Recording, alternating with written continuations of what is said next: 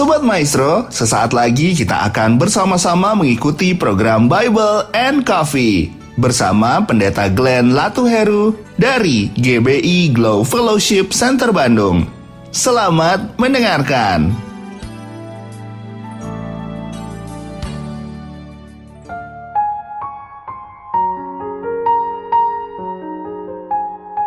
Haleluya, shalom saudara yang dikasih dalam Tuhan. Kembali lagi saya menyapa setiap umat Tuhan melalui program Bible and Coffee. Di minggu yang baru ini kita bersyukur karena anugerah Tuhan itu dahsyat dalam kehidupan kita. Pemeliharaan Tuhan itu nyata dalam kehidupan kita. Dan kita hidup karena kasih setia Tuhan. Saudara dikasih dalam Tuhan, hari ini kita akan kembali merenungkan firman Tuhan. Karena kita percaya langit dan bumi akan berlalu, tetapi firman Tuhan tinggal tetap. Firman Tuhanlah yang membersihkan kehidupan kita, sehingga semakin hari kita semakin dimurnikan, semakin hari semakin dibersihkan, sehingga pada akhirnya hidup kita terus mempermuliakan nama Tuhan. Bahkan jalan-jalan kita diterangi oleh firman Tuhan. Karena Alkitab katakan, firman-Mu terang bagi kakiku dan pelita bagi jalanku. Kita akan kembali merenungkan firman Tuhan, kita berdoa, kita datang kepada Tuhan. Bapa, terima kasih buat kasih setia Tuhan dalam kehidupan kami. Kami bersyukur karena hidup kami aman dalam tangan Tuhan. Tuhanlah yang menopang kami, Tuhanlah yang menyertai kami, Tuhanlah yang memampukan kami melewati setiap arah lintangan dalam kehidupan kami. Karena kami tahu Tuhan yang menjadi penolong atas kami menghadapi setiap pergumulan. Kami perlu firman-Mu, kami mau merenungkan sabda-Mu. Sampaikan sesuatu bagi masing-masing kami ya Roh Kudus. Kami buka hati kami untuk firman-Mu di dalam nama Tuhan Yesus Kristus kami berdoa. Haleluya, amin. Amin. Puji Tuhan. Sudah dikasih dalam Tuhan, kita sudah tahu bersama tentang peristiwa perkataan Tuhan Yesus tentang peristiwa si sulung dan si bungsu, ya kan? Alkitab mencatat si bungsu yang terhilang. Dan kita lihat dalam Lukas pasal 15 ayat 29.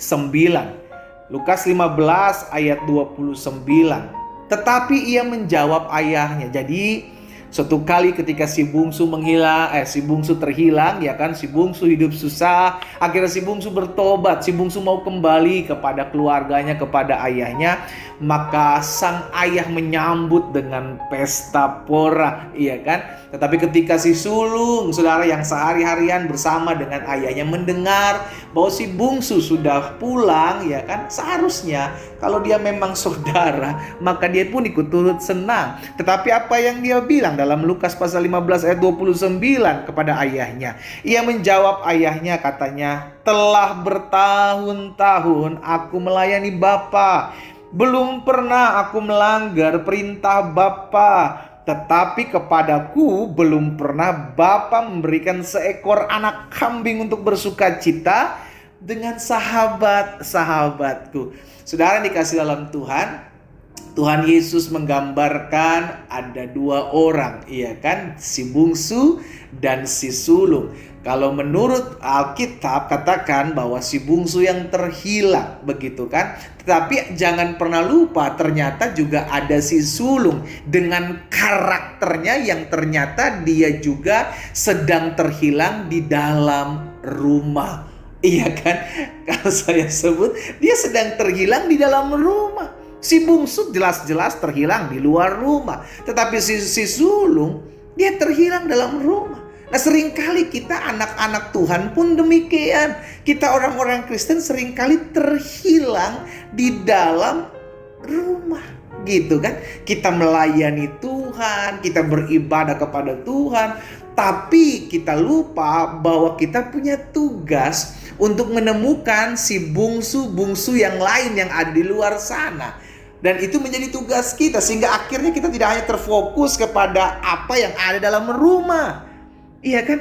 Jadi akhirnya kalau kita hanya fokus kepada apa yang ada dalam rumah, kita akan mulai bersungut-sungut, kita akan mulai mengeluh, kita mulai capek, kita mulai jenuh, ngejalanin rutinitas, ngejalanin setiap hal yang kita buat di dalam rutinitas kita sebagai anak-anak sulung yang memang katanya tidak terhilang. Pada kenyataannya kita terhilang tapi di dalam rumah. Sehingga kita gak senang sama kayak si sulung ketika ngeliat orang bertobat. Lihat Yunus. Ketika Niniwe mau dipulihkan oleh Tuhan, Yunus nggak terima. Buat apa? Biarlah Tuhan membinasakan. Sampai akhirnya Yunus lari, melarikan diri dia. Saudara dikasih dalam Tuhan. Iya kan? Nah, seringkali kita anak-anak Tuhan seperti ini, saudara dikasih dalam Tuhan, sampai akhirnya kita sedang terhilang dengan segala fasilitas yang kita dapati dari Tuhan. Nah, saya pelajari ada beberapa hal. Apa yang menyebabkan si sulung terhilang? Apa yang menyebabkan anak-anak Tuhan ini terhilang dalam pelayanan, di dalam aktivitasnya sebagai orang-orang yang disebut Kristen gitu kan? Yang pertama, perkataannya si sulung. Telah bertahun-tahun aku melayani Bapa dan belum pernah aku melanggar perintah Bapa. Lihat. Yang pertama yang menyebabkan si sulung terhilang itu, yang pertama merasa berjasa dengan apa yang dia kerjakan. Dia merasa apa yang dia buat itu patut dihargai. Dia bilang sama bapaknya, aku bertahun-tahun udah melayani Bapak. Aku belum pernah melanggar perintah Bapak. Tetapi sampai sekarang aku belum pernah melihat Bapak memberikan kepadaku seekor anak kambing. Berharap akan sesuatu gitu loh. Sudah dikasih dalam Tuhan, ada banyak anak-anak Tuhan mengikut Tuhan, melayani Tuhan, dan akhirnya merasa berjasa. Oh, ini kalau nggak ada gua pelayanan nggak berjalan nih. Oh, ini kalau ada gua nih, wah nggak bisa di gereja ini. Kita siapa? Kita cuman hamba yang tidak berguna. Kita cuman hamba yang dipercayakan untuk melakukan segala sesuatu untuk hormat dan kemuliaan Allah kita. Jadi yang menyebabkan si sulung terhilang karena merasa berjasa dengan apa yang dia kerjakan. Stop merasa berjasa dengan apa yang kau pernah buat dalam pelayanan. Stop merasa berjasa ketika engkau banyak berdoa dan mulai berkata, aku lebih banyak berdoa daripada si A, si B, si C. Harusnya aku lebih dulu mendapatkan jawaban doa. Siapa kita atur-atur Tuhan? Iya kan? Si sulung terhilang karena merasa berjasa dengan apa yang dia kerjakan. Yang kedua, apa yang menyebabkan si sulung terhilang? Lihat, perkataan yang sama dalam Lukas 15 ayat 29 tadi. Telah bertahun-tahun aku melayani Bapa, belum pernah aku melanggar perintah Bapa, tetapi kepadaku belum pernah Bapa memberikan seekor kambing untuk bersukacita dengan sahabat-sahabatku. Yang kedua yang menyebabkan si sulung terhilang, dia membandingkan dirinya dengan si bungsu. Orang yang suka membanding-bandingkan dirinya dengan orang lain, saudara dikasih dalam Tuhan, dia adalah orang yang sulit bersyukur. Stop membanding-bandingkan diri kita dengan orang lain. Mulai belajar bersyukur dengan apa yang Tuhan titipkan dalam hidupmu. Kalau ada orang yang lebih daripadamu, it's okay. Kalau ada orang yang kurang di dalam, gak usah menghina. Kita bersyukur dengan apa yang Tuhan titipkan. Kita bersyukur dengan apa yang Tuhan percayakan. Jangan membanding-bandingkan diri kita dengan orang lain. Si sulung membandingkan dirinya, dia baru masuk aja, baru jadi Kristen. Wah, tapi ditolong Tuhan saya. Udah jadi Kristen lama, melayani Tuhan, udah berdoa, tapi masalah saya masih ada pergumulan. Wah, kalau orang hidupnya yang membanding-bandingkan gini, saudara, kita sedang terhilang, saudara. Kita menjadi orang-orang yang gampang bersungut-sungut, gampang mengeluh, gampang cari-cari kesalahan orang lain ya. Jadi yang kedua, apa yang menyebabkan si sulung terhilang? Karena suka membanding-bandingkan dirinya dengan si bungsu. Dan yang ketiga, yang terakhir, apa yang menyebabkan si sulung terhilang? Tidak suka melihat si bungsu diberkati. Ada banyak orang-orang Kristen gak suka melihat anak-anak Kristen lainnya, orang-orang Kristen lainnya diberkati, saudara. Istilah zaman sekarang bilang begini, susah melihat orang senang, senang melihat orang susah. Waduh. Kalau ada orang-orang Kristen yang susah melihat orang senang, terus senang melihat orang menderita, senang melihat orang susah, wah bertobat, saudara. Sejatinya kita bukan orang-orang percaya. Kita adalah orang-orang yang sedang terhilang tanpa kita sadari bahwa kita sedang terhilang. Miris. Lebih baik tahu-tahu si bungsu. Dia tahu-tahu sedang terhilang dan dia tahu dia mesti pulang.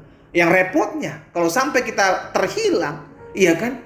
Tapi kita nggak sadar bahwa kita sedang terhilang. Dengan pedenya kita bilang, wah saya si sulung, saya nggak terhilang. Hati-hati. Jadi yang ketiga yang menyebabkan si sulung terhilang, karena tidak suka, tidak senang melihat si bungsu diberkati, si bungsu dipulihkan. Jangan jadi orang yang susah melihat orang senang melihat orang susah. Tapi sebaliknya, senanglah ketika orang merasa melihat dia diberkati, melihat orang diberkati. Sedihlah ketika melihat ada orang-orang Kristen juga susah. Sehingga kita perlu tolong orang. Sehingga hati kita dipenuhi dengan belas kasihan Tuhan. Jangan sampai jadi sama seperti sulung yang terhilang di tengah-tengah rumah. Kita berdoa. Bapa, dalam nama Yesus, Hari ini kami diingatkan oleh kebenaran firman-Mu. Tuhan, tolong kami, sehingga kami menjadi orang-orang yang terus dipulihkan, terus menyadari bahwa apa yang kami kerjakan semua karena kami tahu berasal daripada Tuhan. Ampuni kami kalau kami suka membanding-bandingkan diri kami dengan orang lain. Ampuni kami kalau kami sulit untuk melihat orang diberkati, untuk melihat orang lain senang. Hari ini kami mau dijamah Tuhan, kami mau dipulihkan sehingga kami tidak sama seperti sulung. Kami mau seperti orang-orang yang dipulihkan dan merasa tenang dekat Bapa kami. Hamba berdoa buat umat-Mu dimanapun mereka berada. Yang sakit di dalam nama Yesus, Tuhan jamah dan sembuhkan. Bahkan yang berbeban berat dan memerlukan pertolongan Tuhan, anugerah-Mu ada atas mereka. Di dalam nama Tuhan Yesus Kristus kami berdoa. Haleluya. Amin.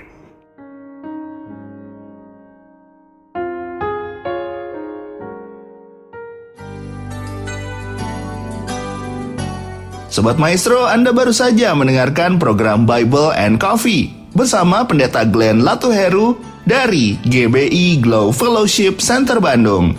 Terima kasih atas perhatian Anda. Tuhan Yesus memberkati.